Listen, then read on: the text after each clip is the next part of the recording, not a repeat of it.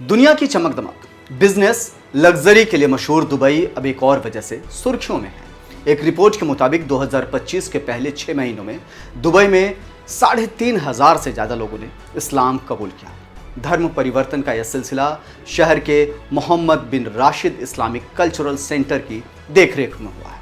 लेकिन ये आंकड़े सिर्फ आंकड़े नहीं हैं, इसके पीछे कई सवाल हैं। क्या ये लोगों की आस्था का फैसला है? क्या सामाजिक सांस्कृतिक प्रभाव का नतीजा है या फिर कुछ और? आज हम करेंगे इस पूरे मामले का विश्लेषण।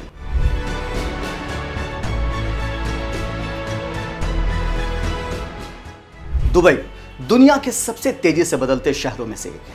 यहाँ की आबादी का एक बड़ा हिस्सा प्रवासी है। एशिया, यूरोप, अफ्रीका से आए लोग यहाँ रचते और बसते आए। 2025 के पहले 6 महीनों में यहाँ 3,600 से ज़्यादा लोगों ने इस्लाम धर्म अपनाया, यानी कि औसतन हर महीने करीब 600 लोग, यानी रोज़ाना करीब 20 लोग धर्म परिवर्तन कर रहे हैं यहाँ। IACAD यानी Islamic affairs and charitable activities department Dubai का वो सरकारी विभाग जिसकी जिम्मेदारी है शहर के धार्मिक मामलों की देखरेख करना, इस्लामिक कल्चरल सेंटर चलाना और धर्म परिवर्तन की पूरी प्रक्रिया को मॉनिटर करना। इसी के अंतर्गत आता है मोहम्मद बिन राशिद इस्लामिक कल्चरल सेंटर, वो मुख्य केंद्र जहां आने वाले लोगों को काउंसलिंग दी जाती है, धार्मिक शिक्षा दी जाती है और औपचारिक तौर पर धर्म परिवर्तन की प्रक्रिया पूरी कराई जाती है। धर्म परिवर्तन की यही प्रक्रिया औपचारिक है। व्यक्ति को सेंटर में पंजीकरण कराना होता है, धार्मिक मूल्यों के बारे में उनको जानकारी दी जाती है और फिर शहादा यानी इस्लाम स्वीकार करने की गवाही ली जाती है। धर्म परिवर्तन करने वालों में सबसे बड़ी संख्या में एशियाई देशों से लोग हैं, जिनमें भारत, फिलीपींस, पाकिस्तान और नेपाल के लोग शामिल हैं। यूरोप से आने वाले में यूके, रूस और फ्रांस के भी नागरिक हैं और अफ्रीका से नाइजीरिया, केन्या और सूडान जैसे देशों के लोग इस लिस्ट में शामिल हैं। अब सवाल ये है कि धर्म परिवर्तन क्यों हो रहे हैं? इसके पीछे कई कारण माने जा रहे हैं। सबसे पहला कारण जो पता चला है उसमें है व्यक्तिगत आस्था और आध्यात्मिक खोज।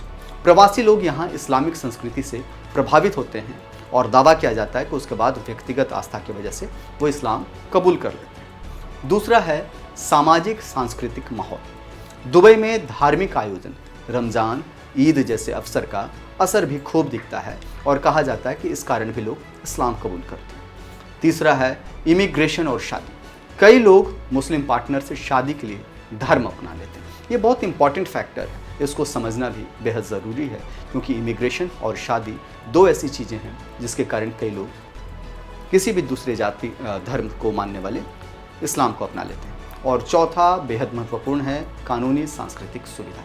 इस्लाम अपनाने पर कुछ सामाजिक और कानूनी सुविधाएँ मिलती हैं और यही बड़ा कारण माना जाता है कि दुबई में लोग इस्लाम कबूल कर लेते हैं। दुबई में धर्म परिवर्तन की दरें इसलिए भी ज़्यादा दिखती हैं क्योंकि यहाँ दुनिया के अलग अलग देशों के लोग मौजूद हैं और इस्लामिक सेंटर इस प्रक्रिया को बहुत संगठित तरीके से संचालित करता है। दुबई अकेला शहर नहीं है जहाँ इस्लाम अपनाने वालों की संख्या बढ़ रही है। मलेशिया, इंडोनेशिया और यहाँ तक कि यूके और कनाडा में भी मुस्लिम कन्वर्जन के ट्रेंड देखे गए हैं। लेकिन दुबई खास इसलिए है क्योंकि यहाँ सरकारी स्तर पर एक केंद्रीकृत विभाग इस प्रक्रिया को संभालता है।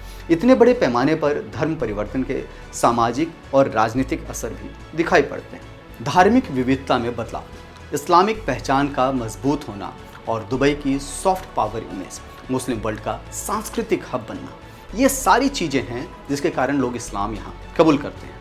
इन बदलावों पर अलग अलग विचार हैं। कुछ लोग इसे सांस्कृतिक समृद्धि मानते हैं तो कुछ धार्मिक संतुलन के संदर्भ में चिंताजनक इसे देखते हैं।